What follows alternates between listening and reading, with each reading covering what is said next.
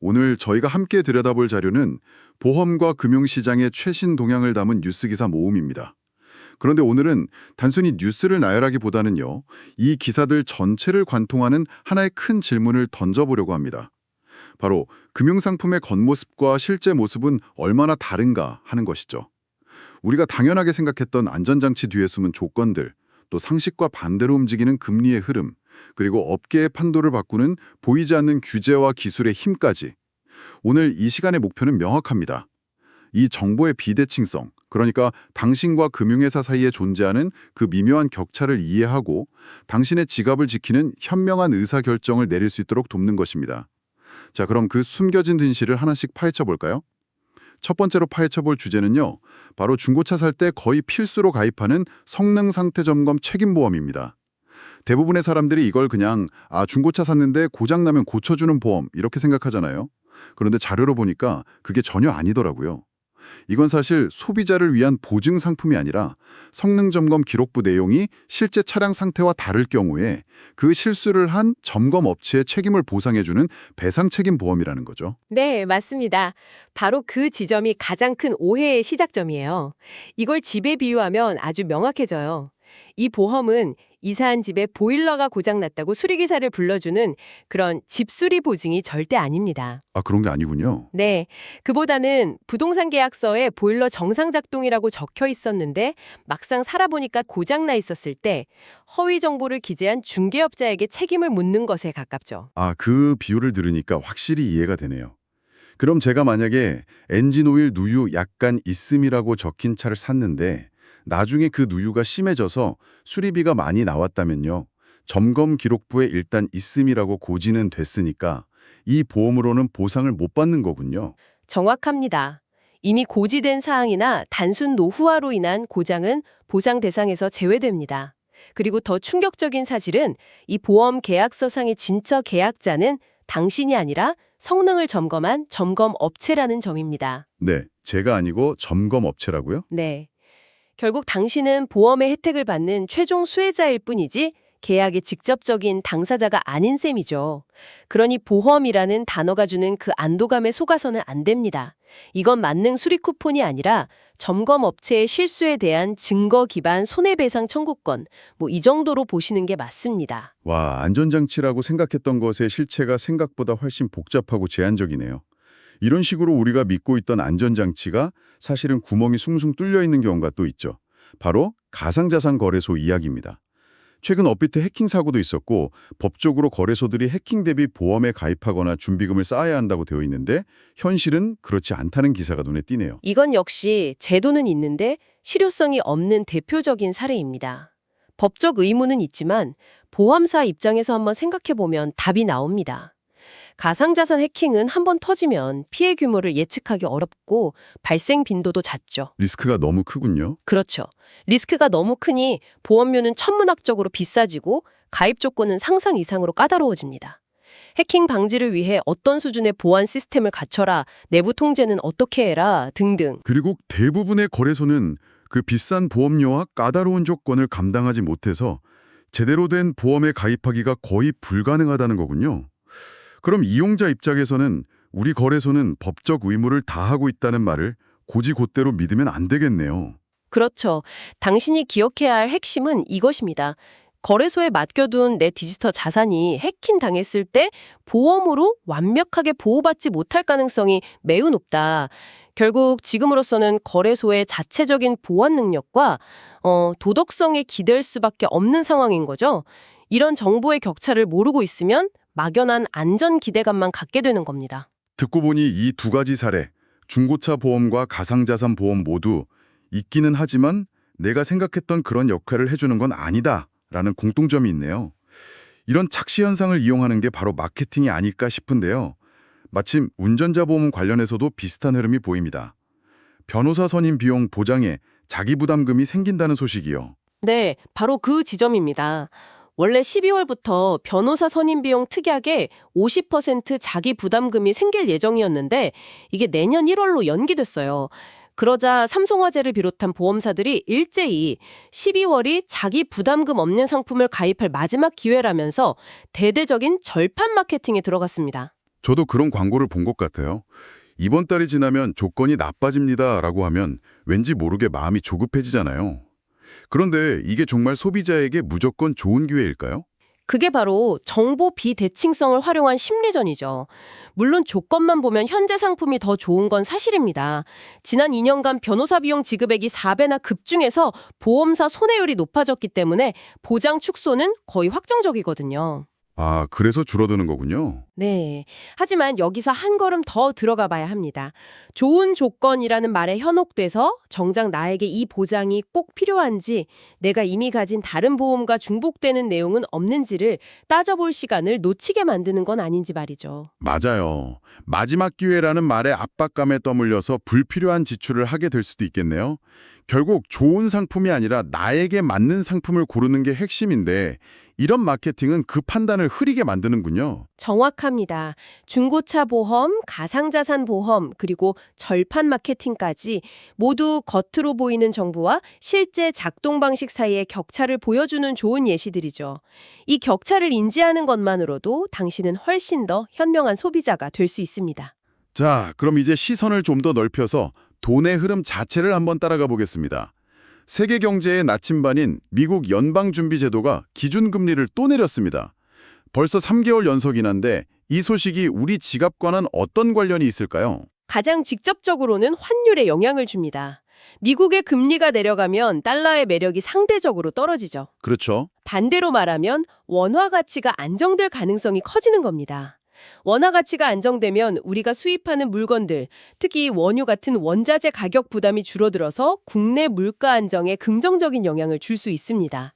즉, 미국이 금리를 내리면 당장 내 주머니에 돈이 들어오는 건 아니지만 장기적으로 내 돈의 가치가 급격히 떨어지는 걸 막아주는 효과가 있는 셈이죠. 그렇군요. 세계 경제와 내 지갑이 그렇게 연결되는 거였네요. 그런데 정말 재미있는 현상은 바로 다음에 나옵니다. 방금 미국은 금리를 내렸다고 했는데 국내 시중은행에서는 거꾸로 연 3%대 정기예금이 다시 등장하면서 예금 금리가 오르고 있다는 기사입니다. 이건 완전히 반대 방향으로 가는 거잖아요. 상식적으로 이해가 잘 안 되는데요. 바로 그 지점이 오늘의 핵심 중 하나입니다. 기준금리와 시장금리의 엇박자 현상이죠. 한국은행이 정하는 기준금리는 동결 상태인데 은행들이 고객에게 주는 예금금리는 오르는 이 역설적인 상황. 이유는 두 가지입니다. 첫째는 채권금리 같은 시장의 금리가 먼저 오르고 있기 때문이고, 둘째는 은행들 간의 자금 확보 경쟁이 치열해졌기 때문입니다. 아, 은행들도 돈이 필요하니까 더 높은 이자를 줘서라도 예금을 유치하려고 경쟁하는 거군요. 그동안 1, 2%대 금리에 실망해서 저축은행이나 주식시장으로 떠났던 사람들이 다시 돌아올 만한 미끼를 던지는 거네요. 맞습니다. 이른바 예테크족의 귀환을 유도하는 거죠. 여기서 당신이 얻어야 할 교훈은 명확합니다. 기준금리가 낮다고 내 예금금리도 항상 낮을 것이다 라고 지레짐작해서는 안 된다는 겁니다. 돈의 흐름은 생각보다 복잡해서 이렇게 상식과 반대되는 흐름이 나타날 때가 바로 기회가 됩니다. 지금이야말로 당신의 돈이 어디에 잠자고 있는지, 혹시 더 좋은 조건으로 이사할 곳은 없는지 꼼꼼히 점검해볼 최적의 타이밍인 셈이죠. 잠자란 돈 이야기가 나와서 말인데 마침 NH농협생명에서 숨은 보험금 찾아주기 캠페인을 시작했다는 소식도 있네요. 이것도 어떻게 보면 금융회사가 고객의 잠자는 돈을 깨워서 돌려주는 거잖아요. 네, 같은 맥락으로 볼 수 있습니다. 만기가 지났는데 찾아가지 않은 보험금, 지급 사유가 발생했는데 청구하지 않은 돈, 심지어 연금 개시일이 지났는데 신청하지 않은 연금까지. 이런 돈들을 주인에게 돌려주는 캠페인인데 이건 NH농협생명뿐만 아니라 모든 금융사에 해당되는 이야기입니다. 그럼 이건 어떻게 확인할 수 있나요? 일일이 은행이나 보험사에 전화해봐야 하나요? 그럴 필요 없습니다. 금융위험회의 내 보험 찾아줌이나 서민금융진흥원의 휴면예금 찾아줌 같은 통합조회 서비스를 이용하면 단 몇 분 만에 모든 금융권에 흩어져 있는 당신의 이친 자산을 한 번에 확인할 수 있습니다. 오, 한 번에 다요? 네. 연말정산처럼 연말에 꼭 한번 해봐야 할 금융 셀프체크라고 할 수 있죠. 몇 분 투자로 생각지도 못한 보너스를 찾을 수도 있습니다. 금리의 역주행과 숨은 돈 찾기라. 결국 돈의 흐름을 그냥 방치하지 말고 적극적으로 들여다보는 사람에게만 기회가 온다는 이야기로 들리네요. 바로 그겁니다. 금융정보는 가만히 앉아서 기다리는 사람에게는 오지 않습니다. 조금만 관심을 가지면 남들이 모르는 기회를 잡을 수 있죠. 좋습니다. 지금까지는 소비자가 직접 체감할 수 있는 정보의 격차와 돈의 흐름에 대해 이야기했다면 이제는 좀 더 거시적인 관점에서 보험 산업의 판도를 바꾸고 있는 힘에 대해 이야기해 보겠습니다. 첫 번째는 규제의 힘인데요. 보험 설계사들의 수수료 지급 방식에 1200% 룰이라는 큰 변화가 예고됐습니다. 이게 대체 뭔가요? 1200% 룰이란 보험계약 첫 해 설계사에게 지급하는 총 수수료가 월 보험료의 12배, 즉 1200%를 넘지 못하도록 제한하는 규정입니다. 12배요? 네. 예를 들어 월 보험료 10만 원짜리 계약을 체결했다면 설계사가 첫 해 받을 수 있는 수수료 총액이 120만 원을 넘을 수 없다는 뜻이죠. 이 제도는 이미 보험사 소속 설계사들에게는 적용되고 있었는데 내년 7월부터는 대형 법인보험 대리점, 즉 GA 소속 설계사에게까지 전면 확대되는 겁니다. 이게 왜 그렇게 중요한 변화인 건가요? 설계사 수수료를 제한하는 게 소비자에게 어떤 영향을 미치죠? 간접적이지만 아주 큰 영향을 미칩니다. 그동안 일부 중소형 GA들은 이 규정을 적용받지 않는다는 점을 이용해서 첫 해에 높은 선지급 수수료를 주는 조건으로 다른 회사의 우수 설계사들을 빼가는 식의 영업을 해왔거든요. 아, 그런 식으로요. 하지만 이제 모든 대형 GA에 같은 룰이 적용되면 이런 수수료 경쟁이 무의미해지죠. 설계사 입장에서는 어차피 수수료가 같다면 교육이나 전산 시스템이 잘 갖춰진 대형사로 이동할 유인이 커집니다. 결국 업계의 부익부 빈익빈이 심화될 수 있다는 뜻입니다. 소비자 입장에서는 어떤가요? 좋은 건가요? 나쁜 건가요? 긍정적인 측면이 더 크다고 봅니다. 설계사들이 단기 수수료를 위해 무리하게 계약을 유치하거나 1, 2년만 유지하고 해지시키는 이른바 철새 계약을 할 유인이 줄어들기 때문입니다. 장기적으로는 더 안정적이고 고객에게 필요한 상품을 권하는 문화가 정착될 수 있죠. 다만 일부에서는 규제를 피하기 위해 음성적인 지원금이 오가는 부작용을 우려하기도 합니다. 결국 이 규제 하나가 보험 판매 시장의 생태계 전체를 바꾸는 중요한 변곡점이 되는 셈입니다. 규제가 업계의 지용을 바꾸는 힘이라면 또 다른 한 축은 바로 기술이겠네요. 흔히 보험사는 보수적이고 IT와는 거리가 멀다고 생각하는데 자료를 보니 완전 딴판이더라고요.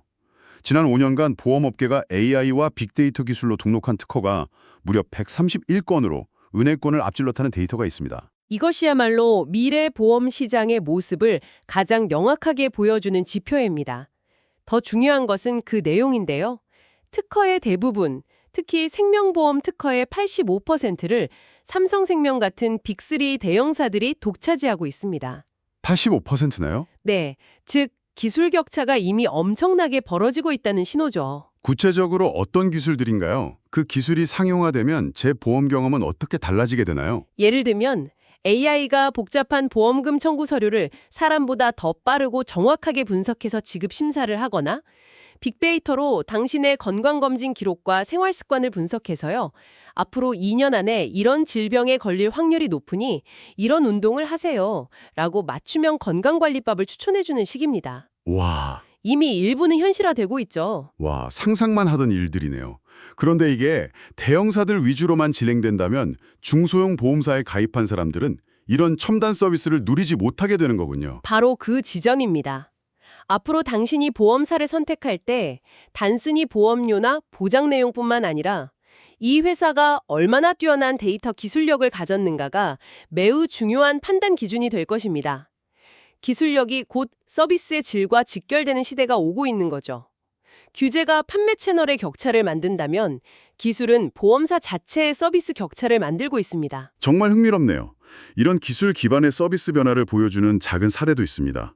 삼성화재가 겨울철 폭설에 대비해서 업계 최대 규모의 인력을 투입하고 특히 1,200여 개 상습 결빙 구간 순차를 강화한다는 소식인데요. 네, 그게 바로 데이터를 활용한 예측 기반 서비스의 좋은 예입니다. 과거에는 사고가 난 뒤에 출동하는 것이 서비스의 전부였다면 이제는 과거 결빙 사고 데이터를 분석해서 사고가 날 가능성이 높은 곳을 미리 순찰하고 예방하는 선제적 대응으로 진화하는 것이죠. 아, 미리 움직이는 거군요. 그렇죠. 인천공항 주차장에 배터리 방전 전담팀을 미리 배치하는 것도 마찬가지고요. 이런 디테일한 서비스 차이가 결국 기술 격차에서 비롯되는 겁니다. 오늘 정말 많은 이야기를 나눴네요. 중고차 보험의 숨겨진 진실부터 업계의 판도를 바꾸는 규제와 기술의 힘까지 이 모든 걸 관통하는 하나의 메시지가 있는 것 같습니다. 맞습니다. 오늘 분석한 뉴스들은 각기 다른 이야기처럼 보이지만 결국 정보의 비대칭성이라는 하나의 뿌리에서 나온 가지들입니다.